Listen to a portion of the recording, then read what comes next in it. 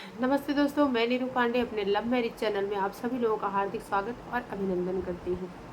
जैसा कि मैंने पहले भी कहा, फिर कहती हूँ कि मेरा वीडियो बनाने का उद्देश्य सिर्फ इतना है कि आज की जनरेशन को बता सकूँ कि करने से क्या क्या नुकसान होते हैं। फायदे बाद में देखे जाएंगे, पहले नुकसान जान लें, क्योंकि दुख जब आता है तो इंसान घबरा जाता है, विचलित हो जाता है और वो सोचता है कि हम तो बहुत बढ़िया काम किए हैं। हालांकि ये वीडियो बनाने में मैं बहुत बड़ा रिस्क ले रही हूँ। मेरे गांव के लोग देख रहे होंगे तो मुझे ताने दे रहे होंगे कि बड़ा अपने मर्जी से शादी की थी, जाके झेल रही हैं, ये हुआ ओ हुआ।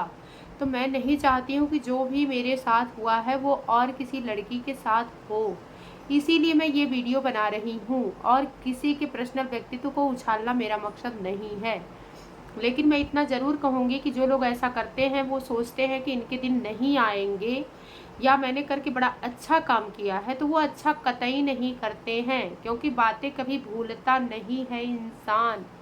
समय चले जाते हैं, ख़त्म हो जाते हैं, लेकिन वो बीता हुआ कल उन बातों के रूप में हमेशा उस व्यक्ति के दिमाग, दिल और व्यक्तित्व पे असर करता है जब तक कि वो जिंदा रहता है।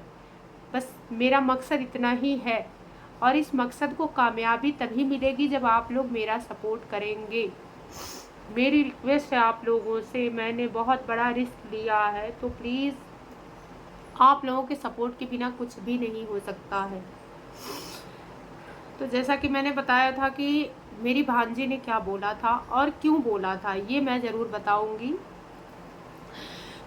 तो मैं इस इंतज़ार में अपने एक एक पल बिताने लगी कि जब बच्चा मेरा पैदा होगा तो खुशी के पल मेरी लाइफ में आएंगे। बतियाने से पहले ही आंसू नहीं रुक रहे हैं, वो भी मैं पूरी बातें नहीं बता रही हूँ क्योंकि नहीं बता पाऊंगी, फिर भी थोड़ा बहुत ही बता रही हूँ। थोड़ा कहना, बहुत समझना। फिर एक एक पल बीतने लगे मेरे, मैं बिताने लगी खुशी से। मेरी माताजी बहुत खुश हुई। बार बार माताजी का नाम लेना मुझे बिल्कुल भी अच्छा नहीं लग रहा, लेकिन बताना इसलिए पड़ रहा क्योंकि उन्हीं को मेन विलन बनाया गया था मेरी लाइफ में, जबकि मेन विलन वो थी ही नहीं कहीं से भी। वो तो बुजुर्ग इंसान थी, उनको जितना बताया जा रहा था उतना ही वो करती थी। फिर मेरी माताजी बड़ी खुश हुई, मैं भी बड़ी खुश हुई। चलो अच्छा, माताजी का थोड़ा सा व्यवहार मेरे लिए बदल रहा था। मैं देख के बड़ी खुश हुई कि मुझे फिर से प्यार करेंगी माताजी। फिर एक दिन क्या हुआ, मेरी माताजी गई। मैं ये छोटी छोटी बातें बता रही हूँ, मतलब जो मुझे बहुत बड़ी बातें हैं, बहुत बड़ी हैं, लेकिन बता रही हूँ छोटे अंदाज में, क्योंकि मुझे सब कुछ देखना है, इधर का भी उधर का भी।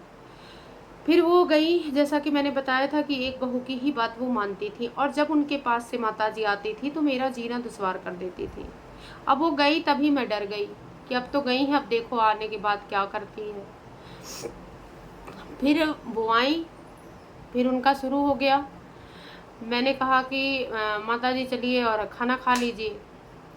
हम तो और बनावल ना ही खा, मतलब वही सब जैसे कि होता है।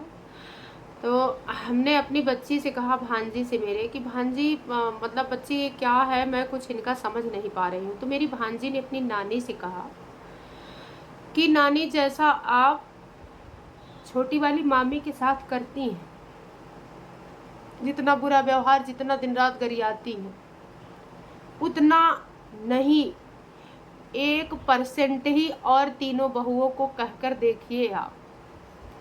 बहुएं बाद में बोलेंगी, आपके बेटे ही नहीं आपको सुकून से रहने देंगे। छोटे वाले मामा और छोटी वाली मामी आपको जितने मानते हैं उतने आप उनको परेशान करती हैं।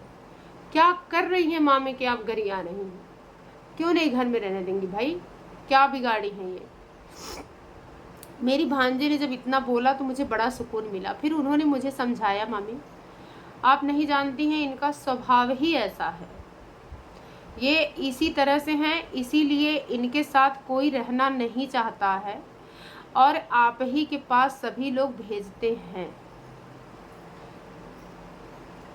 जहाँ रहे मेरी भांजी वो सुखी रहे। जब उनके मुंह से मैंने इतनी बात सुनी तो मुझे बेहद खुशी हुई कि चलो भांजी हैं, वो नानी हैं, फिर भी उनको ये लगा कहीं ना कहीं कि हाँ छोटी वाली मामी अच्छी हैं, छोटे वाले मामा अच्छे हैं। तो उन्होंने इतना बोला, मुझे बेहद खुशी, इतना बोलना ही मुझे बहुत अंदर से खुशी दे दिया। क्योंकि इतना भी कहने वाला तो मेरे पास नहीं था कोई। अब क्योंकि उनको बता दिया गया था कि इसके साथ कुछ भी करो, इसके आगे पीछे कोई है नहीं, तो चाहे जैसे करती रहोगी, जाएगी तो जाएगी कहाँ। मैं क्या बताऊं, उस प्रेगनेंसी के दिनों में भी मैंने ऐसे ऐसे दिन देखे हैं ना।